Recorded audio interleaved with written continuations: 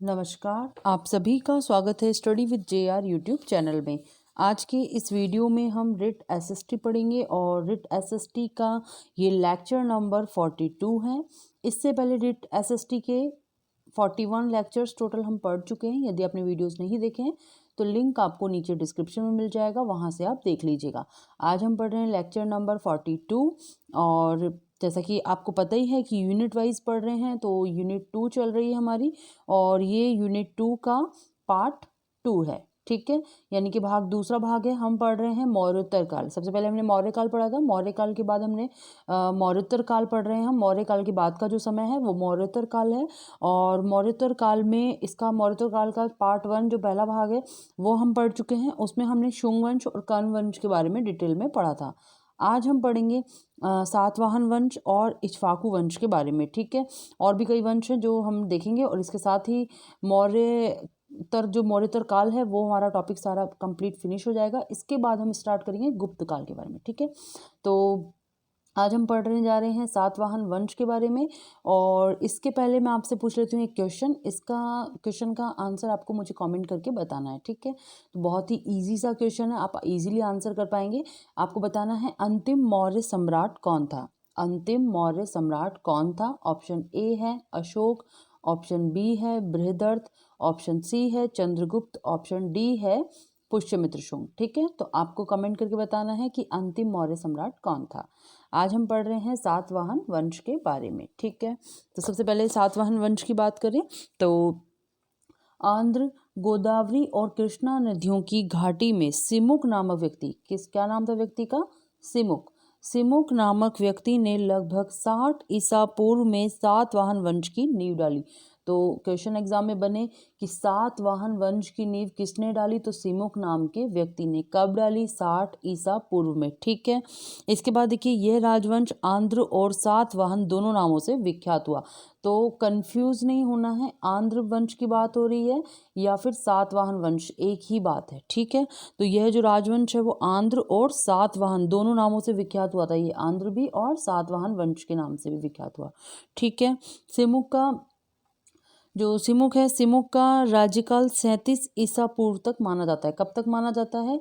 इन्होंने कब की थी इस नींव कब डाली थी सातवाहन वंश की? 60 ईसा पूर्व में।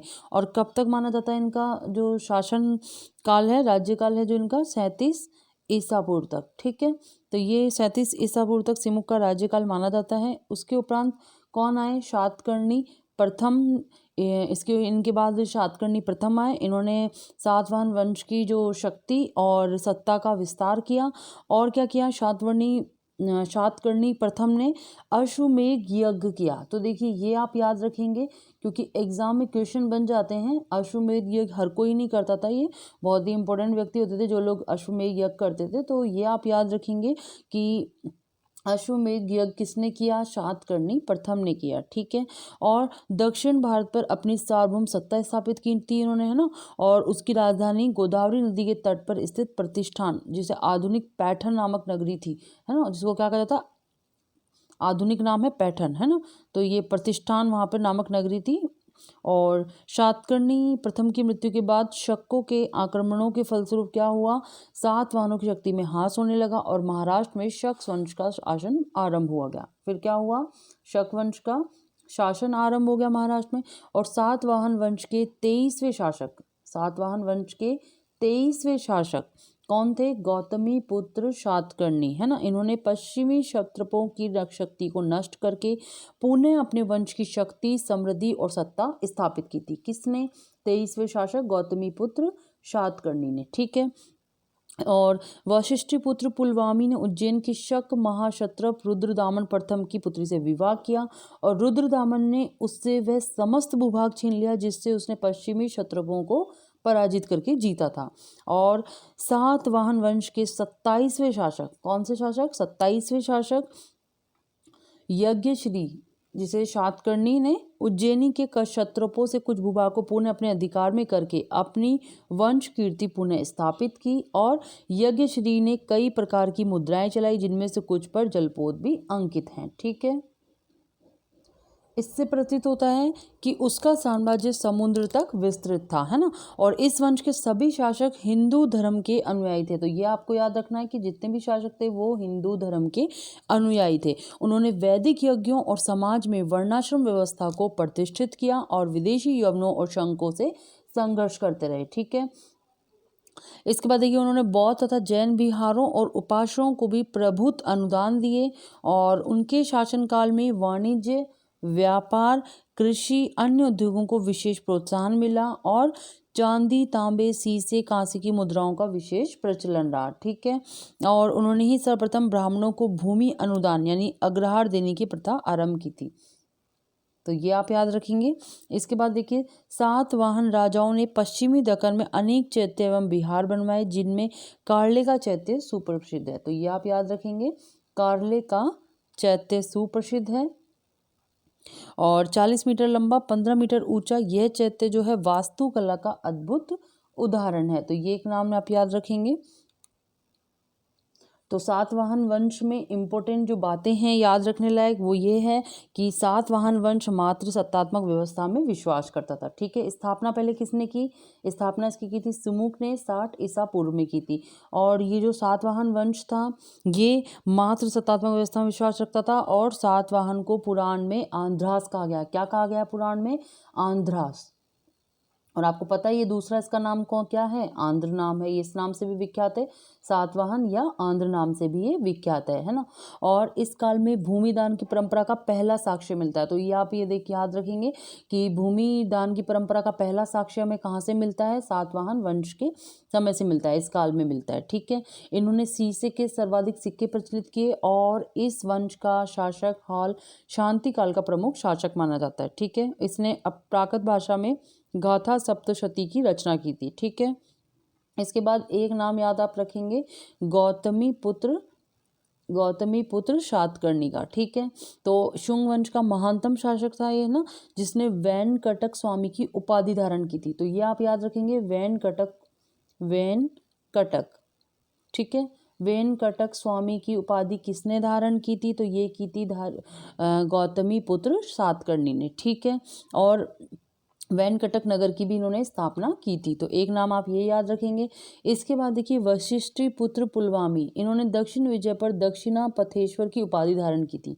किसने? वशिष्ठी पुत्र पुलवामी ने। ठीक है, वशिष्ठी पुत्र पुलुमावी। ठीक है, कौन सी उपाधि धारण की थी इन्होंने? दक्षिणा पथेश्वर की उपाधि। ठीक है, पुलवामी के कुछ सिक्कों पर 2 पतवारों वाले जहाज का चित्र भी मिलता है। तो ये आप याद रखेंगे कि सिक्कों पर 2 पतवारों वाले जहाज का चित्र कहाँ से मिलता है? तो पुलवामी के कुछ सिक्के हैं वहां पर मिलता है ये हमें, है ना। इसके बाद एक नाम है यज्ञश्री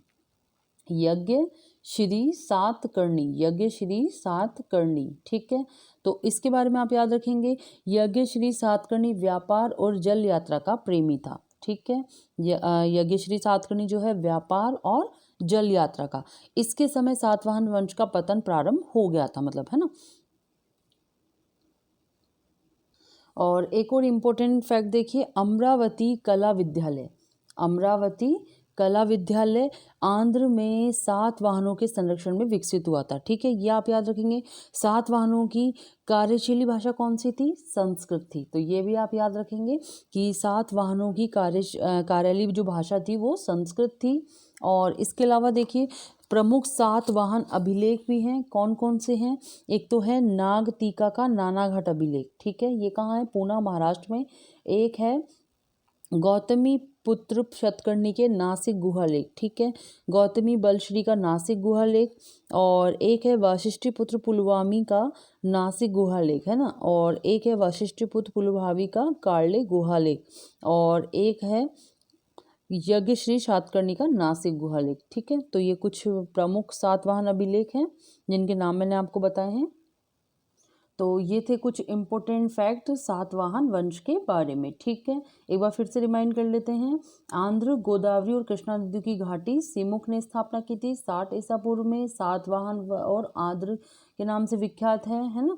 सातकर्णी प्रथम ने क्या किया था, अश्वमेध यज्ञ किया था। राजधानी इसकी गोदावरी नदी के तट पर स्थित प्रतिष्ठान, जिसका नाम है वर्तमान क्या नाम है इसका, पैठण। कहाँ पर है ये, महाराष्ट्र में है, ठीक है। 23वें शासक गौतमी पुत्र सातकर्णी। 27वें शासक हैं यज्ञश्री सातकर्णी, ठीक है। शासक जो है हिंदू धर्म के अनुयायी थे और सातवाहनों के अधिकतम सिक्के किसमें मिले हैं, सीसे और पॉटिन के मिले हैं, ठीक है। इसके बाद देखिए चांदी, तांबे, सीसे और कांसे की मुद्राओं का प्रचलन था और सर्वप्रथम ब्राह्मणों को भूमि अनुदान है ना देने की प्रथा आरंभ हुई थी यहाँ से। और पश्चिमी दक्कन में अनेक चैत्य विहार बनवाए। कार्ले का चैत्य प्रसिद्ध है जो कि 40 मीटर लंबा और 15 मीटर ऊंचा है।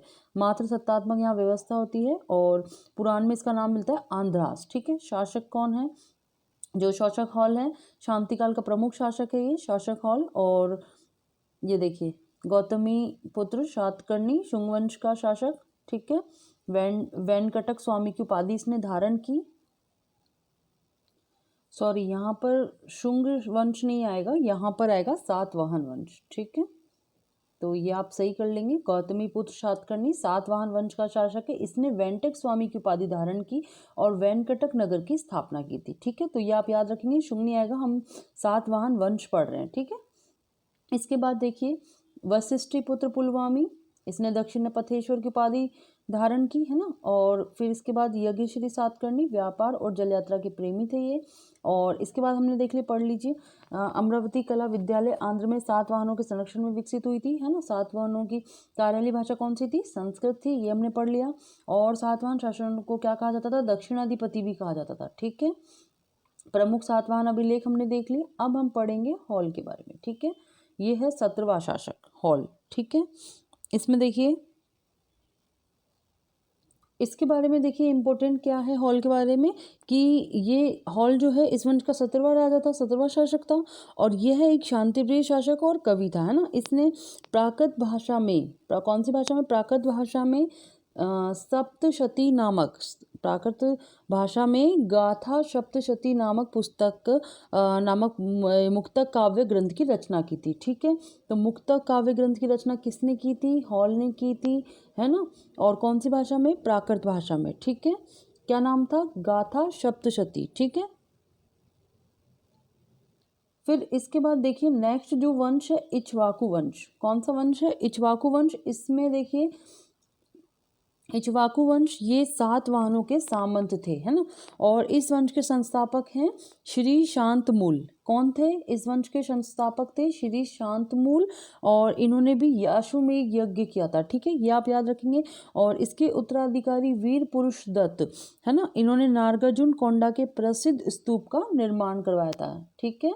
तो ये आप याद रखेंगे। और इस वंश के शासक जो हैं वो बौद्ध मत के पोषक थे, ठीक है। तो ज़्यादा बड़ा टॉपिक नहीं है इक्ष्वाकु वंश में, यही याद रखना है। इसके बाद देखिए कुषाण वंश। कुषाण वंश में आप याद रखेंगे ये चीन के यूची कबीले से संबंधित थे। कहाँ से, चीन के यूची कबीले से। भारत में कुषाण वंश का संस्थापक कौन है, विम कडफिसस, ठीक है। कौन था, विम कडफिसस था, जिसने भारत में पहली बार सोने के लेख युक्त सिक्के डलवाए थे। किसने, विम कडफिसस ने, ठीक है। और इसके बाद कुजुल कडफिसस भारत का प्रथम स्थापित शासक बना था। कौन, कुजुल कडफिसस, ठीक है। और हिंद यूनानी शासकों के बारे में जानकारी का मुख्य स्रोत क्या है, सिक्के, ठीक है। ये आप याद रखेंगे, हिंद यूनानी शासकों के बारे में जानकारी का मुख्य स्रोत है सिक्के। इसके बाद देखिए कनिष्क के बारे में पढ़ेंगे। शक संवत की स्थापना की किसने, कनिष्क ने, ठीक है। तो 78 ईस्वी में, यानी कि 78 ईस्वी में ये गद्दी पर बैठे और इन्होंने शक संवत की स्थापना की। तो एग्जाम में क्वेश्चन बन सकता है और पहले आया हुआ प्रश्न भी है कि शक संवत की स्थापना किसने की, तो कनिष्क ने की थी, ठीक है। इसके बाद देखिए इसे पुरुषपुर यानी पेशावर व मथुरा नामक 2 राजधानियां बनाई थी। इन्होंने कौन सी, पुरुषपुर और मथुरा, ये 2 राजधानियां बनाई थी और बौद्ध धर्म को संरक्षण प्रदान किया था। किसने, कनिष्क ने। और इनके दरबार में अश्वघोष, चरक संहिता नामक विद्वान रहते थे, ठीक है। कौन कौन थे, अश्वघोष और चरक, ये भी एग्जाम में आया हुआ है। इनके दरबार में कौन कौन विद्वान थे, अश्वघोष और चरक, ठीक है।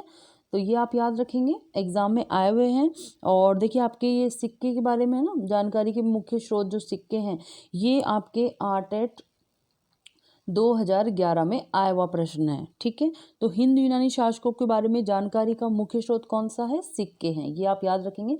तो ऐसा लगता है ना कि छोटे छोटे टॉपिक हैं, लेकिन इनसे भी क्वेश्चन बने हुए हैं एग्जाम में, तो ये आप याद रखेंगे। इसीलिए मैंने कुषाण वंश एक टॉपिक में लिया है। बड़े बड़े टॉपिक नहीं है, ज़्यादा बड़े नहीं है, छोटे टॉपिक हैं, तो क्वेश्चन एक आध बन जाते हैं इनमें से। तो ये आप याद रखेंगे। जो हिंदू यूनानी शासकों के बारे में जानकारी का मुख्य स्रोत क्या है? सिक्के हैं, ये आया हुआ है टेट में। इसके बाद देखिए कनिष्क, कनिष्क का याद रखना हमने शक संवत का। ठीक है, शक संवत की स्थापना किसने की थी? कनिष्क ने की थी। कब की थी? 78 ईस्वी में। ठीक है, तो ये भी आया हुआ है यूपी टेट में, आपको याद रखना है।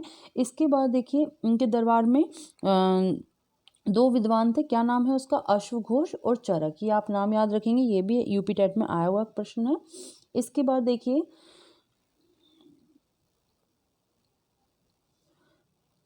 फिर इसके बाद देखिए बौद्ध विद्वान अश्वघोष के संपर्क में आने के बाद क्या हुआ? कनिष्क ने बौद्ध धर्म अपनाकर कुंडलवन, कौन से वन?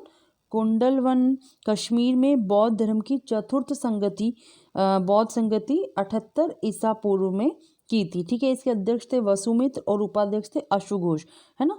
तो ये आयोजित करवाई गई थी, जिसमें बौद्ध धर्म जो है दो संप्रदायों में बट गया था। कौन कौन से? हीनयान और महायान, आपने नाम सुना होगा हीनयान और महायान का। तो इसी समय क्या हुआ था कि बौद्ध संगति हुई थी, और जो बौद्ध संगति हुई थी वो दो संप्रदाय में बट गए थे बौद्ध धर्म। ठीक है, हीनयान और महायान में, तो ये आप याद रखेंगे। बौद्ध संगति एक बार देख लेते हैं। देखिए जो बौद्ध संगति है वो कितनी हुई है? 4 हुई हैं, आपको याद रखना है। प्रथम बौद्ध संगति जो है, प्रथम बौद्ध संगति हुई थी राजगृह में। कहाँ पर हुई थी? राजगृह में। इनसे संबंधित पे एग्जाम में क्वेश्चन बनते हैं, इसलिए आपको याद रखना है कि प्रथम बौद्ध संगति कहाँ पर हुई थी? स्थान है राजगृह। शासक कौन था? अजातशत्रु, उस समय शासक थे अजातशत्रु। और कब हुई थी? 483 ईसा पूर्व में। ठीक है, और इस समय अध्यक्ष कौन थे? महाकश्यप थे। ठीक है, इसके बाद द्वितीय बौद्ध संगति जो है ये कहाँ हुई थी? ये हुई थी वैशाली में, और शासक थे कालाशोक, और समय था 383 ईसा पूर्व। ठीक है, 383 ईसा पूर्व, और अध्यक्ष थे सबकामी। ठीक है, फिर इसके बाद तृतीय बौद्ध संगति हुई थी, और तृतीय बौद्ध संगति हुई थी पाटलिपुत्र में। शासक थे अशोक, और समय जो समय था उस समय 251 ईसा पूर्व में। ठीक है, कब हुई थी? 251 ईसा पूर्व में, और अध्यक्ष थे मोगलीपुत्र तीस। ठीक है, इसके बाद चतुर्थ जो बौद्ध संगति हुई थी तो वो हुई थी कश्मीर में, और इस समय शासक कौन थे? कनिष्क थे शासक, और समय कब हुई थी? 78 ईसा पूर्व में। ठीक है, और सॉरी ईसा पूर्व में नहीं, 78 ईस्वी में हुई थी। ठीक है, तो ये आप याद रखेंगे। और अध्यक्ष कौन थे? वसुमित्र अध्यक्ष थे, और अश्वघोष उपाध्यक्ष थे। तो ये 4 बौद्ध संगतियां हैं, और इनसे एग्जाम में प्रश्न भी बनते हैं। और द्वितीय और चतुर्थ बौद्ध संगति का तो यूपी टेट में पूछा भी गया है, तो आप याद रखेंगे बौद्ध संगतियों के बारे में। इसके बाद देखिए हम पढ़ रहे हैं कनिष्क के बारे में पढ़ रहे थे हम, कुषाण वंश पढ़ रहे थे हम। इसके बाद देखिए कुषाण वंश में गांधार शैली का विकास। तो कुषाणों के समय क्या हुआ? ग्रीक रोमन शैली से प्रेरित गांधार शैली का विकास हुआ, और इसमें बुद्ध की मूर्तियों को यूनानी देवता अपोलो की तरह बनाया गया था। ठीक है, और भारतीय व यूनानी कला शैली के मिश्रण से बनी शैली होने के कारण इसको क्या कहा गया? इंडो ग्रीक कला कहा गया। ठीक है, तो इसे इंडो ग्रीक कला भी कहते हैं, ये याद रखेंगे आप। इन्हीं के काल में मथुरा शैली का जन्म हुआ, इन्हीं के काल में मथुरा शैली का जन्म हुआ, जिसमें सर्वप्रथम हिंदू देवी देवताओं की मूर्तियां बनाना प्रारंभ हुआ था। ठीक है, और यह आध्यात्मिक भारतीय शैली थी। कुषाण काल में सर्वाधिक सोने के सिक्के जारी हुए थे, ये आपको याद रखना है।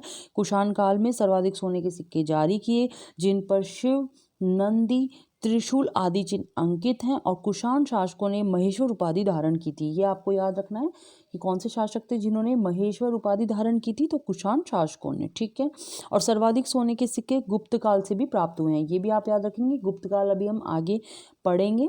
और एक और है फैक्ट, अशोक द्वितीय के नाम से कनिष्क को जाना जाता है। तो ठीक है, ये भी आप याद रखेंगे। कई बार उपनाम भी पूछ ले जाते हैं, तो अशोक द्वितीय को किस नाम से जाना जाता है? कनिष्क के नाम से। ठीक है, इसके बाद देखिए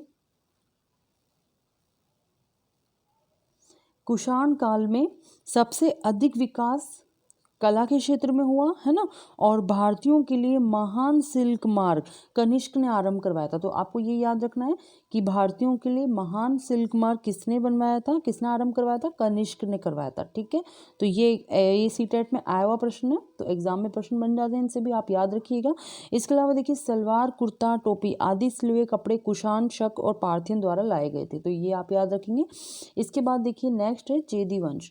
अब चेदी वंश में देखिए कलिंग के चेदी वंश से संबंधित जानकारी का मुख्य स्रोत क्या है, खारवेल का हाथी गुम्फा, खारवेल का हाथी गुम्फा अभिलेख प्रथम शताब्दी ईसा पूर्व में है। ठीक है, तो चेदी वंश के बारे में जो चेदी वंश से संबंधित हमें जानकारी मिलती है, इसका मुख्य स्रोत है खारवेल में हाथी गुम्फा अभिलेख है। ठीक है, और इस अभिलेख से स्पष्ट रूप से पता चलता है कि इस वंश की स्थापना महामेघवाहन नामक व्यक्ति ने की थी। तो चेदी वंश की जो स्थापना है किसने की थी, महामेघवाहन नामक व्यक्ति ने की थी। ठीक है, और खारवेल इस वंश का महानतम शासक था। ठीक है, और वह जैन तीर्थकर शीतलनाथ की मूर्ति मगध से लाने में सफल हुआ, जिसको 3 शताब्दी पूर्व मगध का शासक महापद्मनंद कलिंग से ले गया था। ठीक है, तो ये आप याद रखेंगे, ज़्यादा बड़ा टॉपिक नहीं है इसमें चेदी वंश में। तो इस टॉपिक के साथ ही हमारा जो टॉपिक है मौर्योत्तर काल ये कंप्लीट हो गया है। नेक्स्ट वीडियो आएगा, इसमें हम गुप्त काल के बारे में पढ़ेंगे डिटेल में। आज के वीडियो में इतना ही। वीडियो अच्छी लगी तो प्लीज़ वीडियो को लाइक कर दीजिए, ज़्यादा से ज़्यादा से शेयर कर दीजिए, और चैनल सब्सक्राइब नहीं किया है तो प्लीज़ सब्सक्राइब भी कर लीजिए। धन्यवाद।